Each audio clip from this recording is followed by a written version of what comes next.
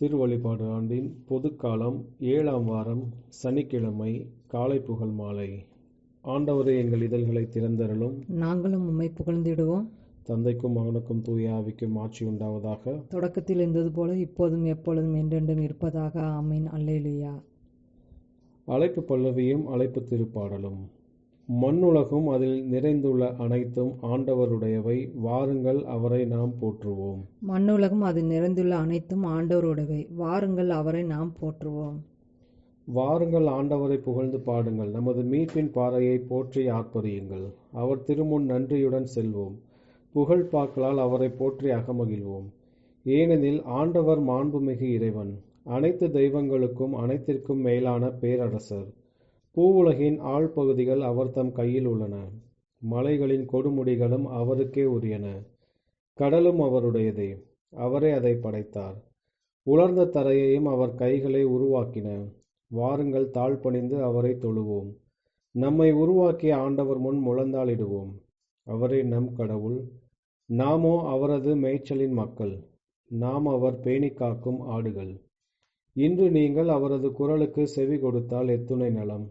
அன்று மெரிபாவிலும் பாலை நிலத்தில் மாசாவிலும் செய்தது போல் உங்கள் இதயத்தை கடினப்படுத்திக் கொள்ளாதீர்கள். அங்கே உங்கள் மூதாதையர் என்னை சோதித்தனர், என் செயல்களை கண்டிருந்தும் என்னை சோதித்து பார்த்தனர். 40 ஆண்டளவாய் அந்த தலைமுறை எனக்கு வெறுப்பூட்டியதால் நான் உரைத்தது, அவர்கள் உறுதியற்ற உள்ளம் கொண்ட மக்கள், என் வழிகளை அறியாதவர்கள். எனவே நான் சினமுற்று, நான் அளிக்கும் இளைப்பாற்றியின் நாட்டிற்குள் நுழையவே மாட்டார்கள் என்று ஆணையிட்டு கூறினேன். தந்தைக்கும் மகனுக்கும் தூய ஆவிக்கும் ஆட்சி உண்டாவதாக. தொடக்கத்தில் இருந்தது போல இப்போதும் எப்பொழுதும் என்றென்றும் இருப்பதாக. ஆமீன். மண்ணுலகும் அதில் நிறைந்துள்ள அனைத்தும் ஆண்டவருடையவை, வாருங்கள் அவரை நாம் போற்றுவோம். மண்ணுலகம் அதில் நிறைந்துள்ள அனைத்தும் ஆண்டவருடையவை, வாருங்கள் அவரை நாம் போற்றுவோம். பாசுரம்.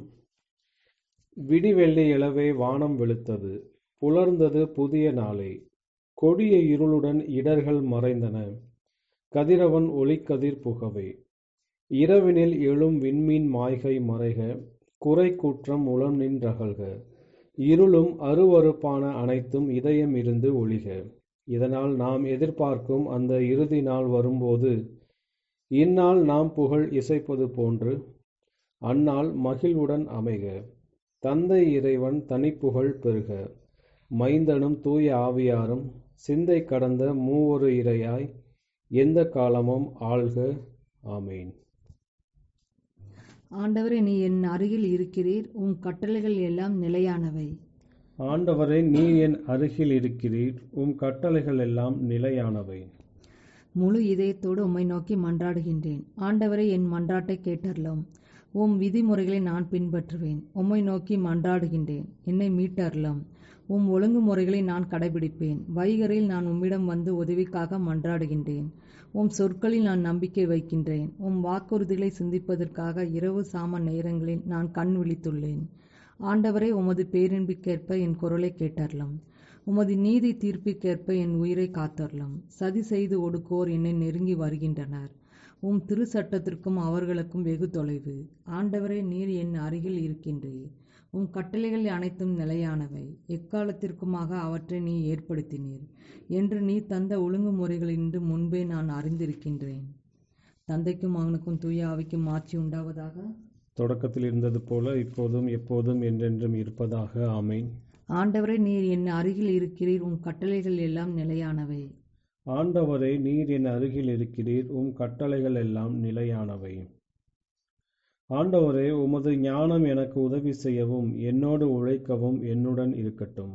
ஆண்டவரே, உமது ஞானம் எனக்கு உதவி செய்யவும் என்னோடு உழைக்கவும் என்னுடன் இருக்கட்டும். மூதாதையரின் கடவுளே, இரக்கத்தின் ஆண்டவரே, நீர் எல்லாவற்றையும் உமது சொல்லால் உண்டாக்கினீர். நீர் உண்டாக்கிய படைப்புகளின் மேல் ஆட்சி செலுத்தவும், தூய்மையோடும் நீதியோடும் உலகை ஆளவும், நேர்மையான உள்ளத்தோடு தீர்ப்பு வழங்கவும் உமது ஞானத்தால் மானிடரை உருவாக்கினீர். உமது அரியணை அருகில் வீற்றிருக்கும் ஞானத்தை எனக்கு அருளும். உம் பிள்ளைகளிடமிருந்து என்னை தள்ளிவிடாதீர். நான் உம் அடியான், உம்முடைய அடியவளின் மகன், வலுவற்ற மனிதன், குறுகிய வாழ்வினன், நீதி தீர்ப்பும் திருச்சட்டமும் பற்றி சிற்றறிவு படைத்தவன். மண் பதையில் ஒருவர் எத்துணை நிறைவு உள்ளவராய் இருந்தாலும் உம்மிடமிருந்து வரும் ஞானம் அவருக்கு இல்லையேல் அவர் ஒன்றும் இல்லாதவராய் கருதப்படுவார். ஞானம் உம்மோடு இருக்கின்றது, உம் செயல்களை அது அறியும். நீர் உலகத்தை உண்டாக்கிய போது அது உடனிருந்தது, உம் பார்வைக்கு உகந்ததை அது அறியும். உம் கட்டளைகளின்படி முறையானது எது எனவும் அதற்கு தெரியும். உம் தூய விண்ணகத்திலிருந்து அதை அனுப்பியருளும். உமது மாட்சிமிக்க அரியணையிலிருந்து அதை வழங்கியருளும். அது என்னோடு இருந்து உழைக்கட்டும். அதனால் உமக்கு உகந்ததை நான் அறிந்து கொள்வேன். அது எல்லாவற்றையும் அறிந்து உய்த்துணரும். என் செயல்களில் விவேகத்துடன் என்னை வழிநடத்தும். தன் மாட்சியால் அது என்னை பாதுகாக்கும். தந்தைக்கும் மகனுக்கும் தூய ஆவிக்கும் ஆட்சி உண்டாவதாக. தொடக்கத்தில் இருந்தது போல இப்போதும் எப்பொழுதும் என்றென்றும் இருப்பதாக. ஆமீன். ஆண்டவரே, உமது ஞானம் எனக்கு உதவி செய்யவும் என்னோடு உழைக்கவும் என்னுடன் இருக்கட்டும். ஆண்டவரே, உமது ஞானம் எனக்கு உதவி செய்யவும் என்னோடு உழைக்கவும் என்னுடன் இருக்கட்டும். ஆண்டவரின் உண்மை நெறி என்றென்றும் நிலைத்திருக்கும். ஆண்டவரின் உண்மை நெறி என்றென்றும் நிலைத்திருக்கும். பிற இனத்தாரை நீங்கள் அனைவரும் ஆண்டவரை போற்றுங்கள். மக்கள் இனத்தாரை நீங்கள் அனைவரும் அவரை புகழுங்கள். ஏனெனில் ஆண்டவர் நமக்கு காட்டும் பேரன்பு உறுதியானது. அவரது வாக்குறுதி என்றென்றும் நிலைத்துள்ளது. தந்தைக்கும் மகனுக்கும் தூய ஆவிக்கும் ஆட்சி உண்டாவதாக. தொடக்கத்தில் இருந்தது போல இப்போதும் எப்போதும் என்றென்றும் இருப்பதாக. ஆமென். ஆண்டவரின் உண்மை நெறி என்றென்றும் நிலைத்திருக்கும். ஆண்டவரின் உண்மை நெறி என்றென்றும் நிலைத்திருக்கும். பிலிப்பியருக்கு எழுதிய திருமுகத்திலிருந்து வாசகம். முணுமுணுக்காமலும் வாதாடாமலும் யாவற்றையும் செய்யுங்கள். அப்பொழுதுதான் நீங்கள் நெறிகெட்ட சீரழிந்த தலைமுறையினிடையே குற்றமும் கபடு அற்றவர்களாய் கடவுளின் மாசற்ற குழந்தைகள் என திகழ்வீர்கள். உலகில் ஒளிரும் சுடர்களாக துலங்குவீர்கள். ஆண்டவரின் அருள்வாக்கு. இறைவனுக்கு நன்றி. ஆண்டவரே, நீரே என் அடைக்கலம் என்று நான் உம்மை நோக்கி கதறினேன். ஆண்டவரே, நீரே என் அடைக்கலம் என்று நான் உம்மை நோக்கி கதறினேன். வாழ்வோர் நாட்டில் நீரே என் பங்கு. ஆண்டவரே, நீரே என் அடைக்கலம் என்று நான் உம்மை நோக்கி கதறினேன். தந்தைக்கும் மகனுக்கும் தூய ஆவிக்கும் ஆட்சி உண்டாவதாக. ஆண்டவரே, நீரே என் அடைக்கலம் என்று நான் உம்மை நோக்கி கதறினேன். முதல் வாசகம். சபை உரையாளர் நூலிலிருந்து வாசகம். ஒளி மகிழ்ச்சியூட்டும், கதிரவனைக் கண்டு கண்கள் களிக்கும். மனிதன் எத்தனை ஆண்டுகள் வாழ்ந்தாலும் அவன் தன் வாழ்நாளெல்லாம் மகிழ்ச்சியுடன் இருக்கட்டும். இருள் சூழ்ந்த நாட்கள் பல இருக்கும் என்பதையும் அவன் மறக்கலாகாது. அதற்கு பின் வருவதெல்லாம் வீணே. இளையோரே, இளமை பருவம் மகிழ்ச்சியோடு இருப்பதற்கே. இளமையின் நாட்களில் உள்ள களிப்புடன் இருங்கள். மனம் விரும்புவதை செய்யுங்கள். கண்களின் நாட்டத்தை நிறைவேற்றுங்கள். ஆனால் நீங்கள் செய்கிறது ஒவ்வொரு செயலுக்கும் உரிய தீர்ப்பை கடவுள் வழங்குவார் என்பதை மறவாதீர்கள். மனக்கவலையை ஒழியுங்கள். உடலுக்கு ஊறு வராதபடி காத்து கொள்ளுங்கள். குழந்தை பருவமும் இளமையும் மறையக்கூடியவையே. ஆகையால் உன்னை படைத்தவரை உன் இளமை பருவத்தில் மறவாதே. வாழ்க்கை எனக்கு இன்பம் தரவில்லையே என்று நீ சொல்லக்கூடிய துயர நாட்களும் ஆண்டுகளும் வருமுன் அவரை உள்ளத்தில் நினை. அதாவது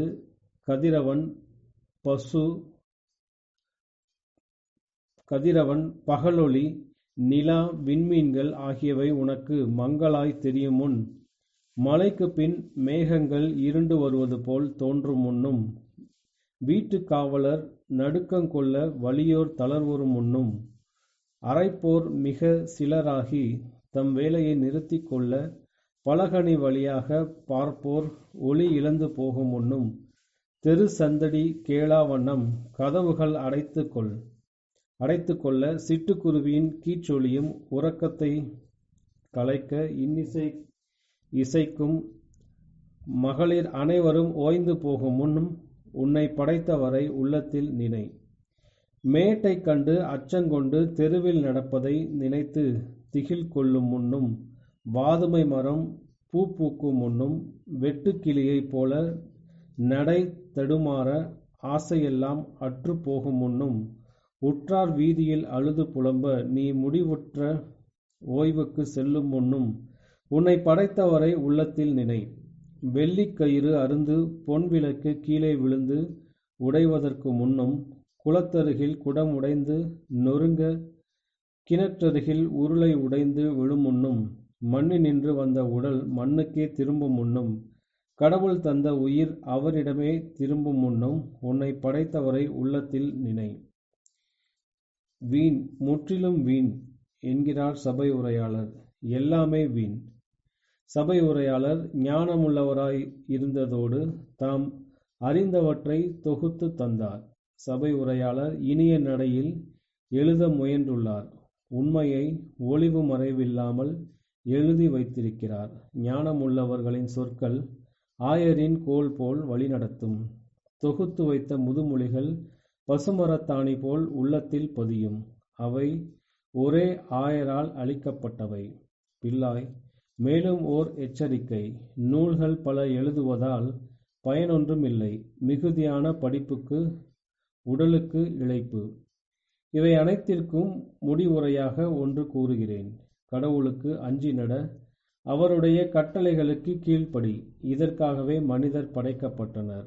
நாம் செய்யும் ஒவ்வொரு செயலுக்கும், மறைவான செயலுக்கும் கூட, அது நல்லதோ தீயதோ எதுவாயினும் அனைத்திற்கும் கடவுளே தீர்ப்பு வழங்குவார். ஆண்டவரின் அருள்வாக்கு. இறைவா, உமக்கு நன்றி. இரண்டாம் வாசகம். ஆண்டவரை அணுகி அவரது ஒளியை பெறுவீர்களாக. ஆயரான புனித அக்ரிகண்டம் கிரகோரியார் சங்க திருவுரையை குறித்து அளித்த விளக்கம்.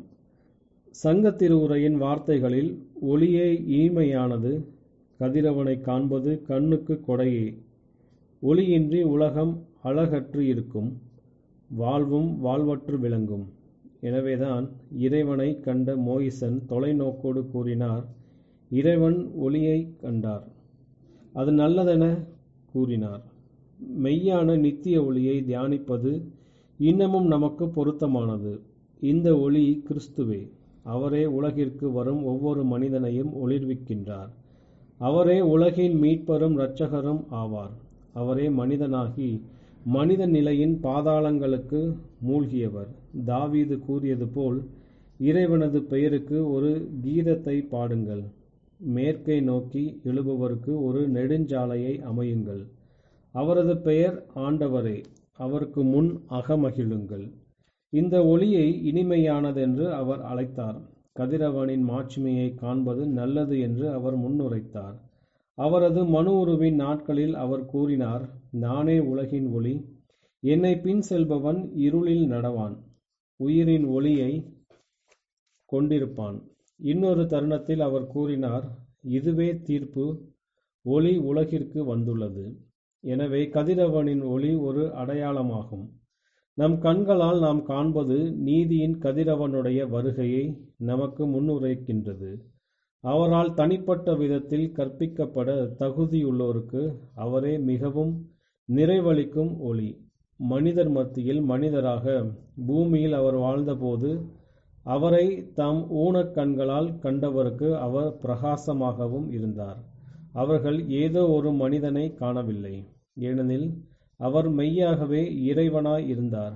குருடரை அவர் காண செய்தார், முடவரை அவர் நடக்க செய்தார், செவிடரை அவர் கேட்க செய்தார், தொழுநோயாளிகளை அவர் குணப்படுத்தினார். ஒரு எளிய கட்டளையால் இறந்தோரை வாழ்விற்கு மீண்டும் உயிர்க்க செய்தார். இப்பொழுது நாம் அவரை கண்டு அவரது இறை மகத்துவத்தை நம் ஆவியின் கண்களால் தியானிப்பது நமக்கு சிறப்பான இன்பமாகும். அந்த அழகோடு நாம் பங்கேற்று தொடர்பு கொண்டால் நாம் ஒளிர்விக்கப்பட்டு அலங்கரிக்கப்படுகின்றோம். இதுவே நமது இன்பம். ஆவியின் இனிமையால் நிறைவாக இன்பம் காண்பதிலும், புனிதத்தில் உடுத்தப்படுவதிலும், ஞானத்தை அடைவதிலும் நாம் மகிழ்ச்சி கொள்கின்றோம். இறுதியாக இறைவனிடமிருந்து புறப்பட்டு நம் பூ உலக வாழ்க்கையின் நாளெல்லாம் நிலைக்கக்கூடிய மகிழ்ச்சியால் நாம் நிரப்பப்படுகின்றோம். சங்க திருவுரையின் ஞானமிக்க வார்த்தைகளில், ஒரு மனிதர் பல ஆண்டுகள் வாழலாம், ஆனால் தன் நாட்கள் எல்லாம் அவன் மகிழ்ச்சியையே சுவைப்பான். நீதியின் கதிரவனை காண்போர் அனைவருக்கும் அவரே உன்னத இன்பம். தாவீது அவர்களை குறித்து பேசினார், இறைவன் முன்பாக அவர்கள் மகிழ்ச்சியோடு இருப்பார்களாக. மகிழ்ச்சியோடு அவர்கள் குதூகலமாய் அக்களிப்பார்களாக. உண்மையாகவே அவர் மேலும் கூறினார், நீதிமான்களே, ஆண்டவரில் அகமகிழுங்கள், நேர்மனத்தோருக்கு புகழ்ச்சி பொருத்தமானதே. ஆயரான புனித அக்ரிகண்டம் கிரகோரியார் சங்கத் திருவுரையை குறித்து அளித்த விளக்கம். இன்றைய நற்செய்தி வாசகம். மார்க் எழுதிய தூய நற்செய்தியிலிருந்து வாசகம். அக்காலத்தில் சிறு பிள்ளைகளை இயேசு தொட வேண்டுமென்று அவர்களை சிலர் அவரிடம் கொண்டு வந்தனர். சீடரோ அவர்களை அதட்டினர். இயேசு இதைக் கண்டு கோபம் கொண்டு, சிறு பிள்ளைகளை என்னிடம் வரவிடுங்கள், அவர்களை தடுக்காதீர்கள், ஏனெனில் இறையாட்சி இத்தகையோருக்கே உரியது. இறையாட்சியை சிறு பிள்ளையைப் போல ஏற்றுக்கொள்ளாதோர் அதற்கு உட்பட மாட்டார் என உறுதியாக உங்களுக்கு சொல்கிறேன் என்றார். பிறகு அவர் அவர்களை அரவணைத்து தம் கைகளை அவர்கள் மீது வைத்து ஆசி வழங்கினார். ஆண்டவரின் அருள்வாக்கு. கிறிஸ்துவே உமக்கு புகழ். சக்கரியாவின் பாடலும் முன்மொழியும். ஆண்டவரை, இருளிலும் இறப்பின் நிழலில் இருப்போருக்கும் உமது ஒளியை காட்டியருளும். ஆண்டவரே, இருளிலும் இறப்பின் நிழலிலும் இருப்போருக்கு உமது ஒளியை காட்டியருளும். இஸ்ரேலின் கடவுளாகிய ஆண்டவரை போற்றுவோம், ஏனெனில் அவர் தம் மக்களை தேடி வந்து விடுவித்தருளினார். தம் தூய இறைவாக்கின வாயினால் தொடக்கம் முதல் அவர் மொழிந்தபடியே அவர் தம் ஊழியராகிய தாவீதின் குடும்பத்தில் வல்லமையுடைய மீட்பர் ஒருவர் நமக்காக தோன்ற செய்தார். நம் பகைவரிலிருந்தும் நம்மை வெறுப்போர் அனைவரின் பிடியிலிருந்தும் நம்மை மீட்பார். அவர் நம் மூதாதையருக்கு இரக்கம் காட்டி தமது தூய உடன்படிக்கையும் நம் தந்தையாகிய ஆபிரகாமுக்கு அவர் இட்ட ஆணையையும் நிறைவேற்ற நினைவு கூர்ந்தார். இவ்வாறு நாம் பகைவரின் பிடியிலிருந்து விடுவிக்கப்பட்டு தூய்மையோடும் நேர்மையோடும் வாழ்நாள் எல்லாம் அச்சமின்றி அவர் திருமுன் பணி செய்யுமாறு வழிவகுத்தார். குழந்தா, நீ உன்னத கடவுளின் இறைவாக்கின எனப்படுவாய், ஏனெனில் பாவம் மன்னிப்பால் வரும் மீட்பை அவர் தம் மக்களுக்கு அறிவித்து ஆண்டவருக்கான வழியை செம்மைப்படுத்த அவர் முன்னே செல்வாய். இருளிலும் இறப்பின் பிடியில் இருப்போருக்கு ஒளி தரவும், நம்முடைய கால்களை அமைதி வழியில் நடக்க செய்யவும், நம் கடவுளின் பரிவுள்ளத்தாலும் இரக்கத்தாலும் விண்ணிலிருந்து விடியல் நம்மை தேடி வருகிறது. தந்தைக்கும் மகனுக்கும் தூய ஆவிக்கும் ஆட்சி உண்டாவதாக. தொடக்கத்தில் இருந்தது போல இப்போதும் எப்போதும் என்றென்றும் இருப்பதாக. ஆமீன். ஆண்டவரை, இருளிலும் இறப்பின் நிழலிலும் இருப்போருக்கு உமது ஒளியை காட்டியருளும். ஆண்டவரே, இருளிலும் இறப்பின் நிழலிலும் இருப்போருக்கு உமது ஒளியை காட்டியருளும். மன்றாட்டுகள். காலங்களுக்கெல்லாம் முன்பாகவே கடவுள் மரியாவை கிறிஸ்துவின் தாயாக தேர்ந்து கொண்டார். எனவே அவர் விண்ணிலும் மண்ணிலும் உள்ள எல்லா படைப்புகளுக்கும் மேலானவர். அவரோடு சேர்ந்து நாம் அறிக்கையிட்டு மன்றாடுவோம். ஆண்டவரை எனது உள்ளம் போற்றி பெருமைப்படுத்துகின்றது. தந்தையே, உம்மகன் இயேசு தம்முடைய அன்னையை திருச்சபைக்கு நம்பிக்கையின் ஒரு சிறந்த எடுத்துக்காட்டாக கொடுத்திருக்கிறார். நாங்கள் அந்த அன்னை செய்தது போன்று உமது வார்த்தையை ஆழ்ந்த நம்பிக்கையோடு ஏற்றுக்கொள்வோமாக. ஆண்டவரை எனது உள்ளம் போற்றி பெருமைப்படுத்துகின்றது. மரியா உமது குரலுக்கு செவி கொடுத்து உமது வார்த்தையானவரை உலகத்திற்கு கொண்டு வந்தார். உமது அழைத்தலுக்கு செவி கொடுத்து நாங்களும் உம் மகனை மக்களிடம் கொண்டு செல்வோமாக. ஆண்டவரை எனது உள்ளம் போற்றி பெருமைப்படுத்துகின்றது. திருச்சிலுவையின் அடியில் நின்ற மரியாவுக்கு வலிமையை கொடுத்து இயேசுவின் உயிர்ப்பின் போது அவரை மகிழ்ச்சியால் நிரப்பினீர். அவருடைய பரிந்துரையால் எங்களுடைய துயரத்தை தணித்து நம்பிக்கையை உறுதிப்படுத்துவீராக. ஆண்டவரை எனது உள்ளம் போற்றி பெருமைப்படுத்துகின்றது. நம்முடைய தனிப்பட்ட மன்றாட்டுகள். ஆண்டவரின் இறைவேண்டல். விண்ணுலகில் இருக்கிற எங்கள் தந்தையே, உமது பெயர் தூயது என போற்றப் பெறுக. உமது ஆட்சி வருக. உமது திருவுளம் விண்ணுலகில் நிறைவேறுவது போல மண்ணுலகிலும் நிறைவேறுக. எங்கள் அன்றாட உணவை இன்று எங்களுக்கு தாரும். எங்களுக்கு எதிராக குற்றம் செய்வோரை நாங்கள் மன்னிப்பது போல எங்கள் குற்றங்களை மன்னியும். எங்களை சோதனைக்கு உட்படுத்தாதையும், தீமையிலிருந்து எங்களை விடுவித்தரலாம். கிறிஸ்துவின் சமாதானம் உம் ஆன்மாவோடு இருப்பதாக. இறுதி மன்றாட்டு. ஆண்டவராகிய கடவுளே, நீரே எமது மீட்புக்கு தொடக்கமும் ஊற்றுமாய் இருக்கின்றீர். எமது இவ்வுலக வாழ்வினால் உமது மாட்சியை வெளிப்படுத்தவும் விண்ணகத்தில் முடிவின்றி நாங்கள் உம்மை போற்றி புகழவும் செய்தருள்வீராக. உம்மோடு தூய ஆவியின் ஒன்றிப்பில் இறைவனாய் என்றென்றும் வாழ்ந்து ஆட்சி செய்கின்ற எங்கள் ஆண்டவரும் உமது திருமகனும் ஆகிய இயேசு கிறிஸ்து வழியாக உம்மை மன்றாடுகிறோம். ஆமீன். ஆண்டவர் நம்மை ஆசீர்வதித்து தீமைகள் அனைத்திலிருந்து பாதுகாத்து நிலை வாழ்வுக்கு அழைத்துச் செல்வாராக. ஆமீன்.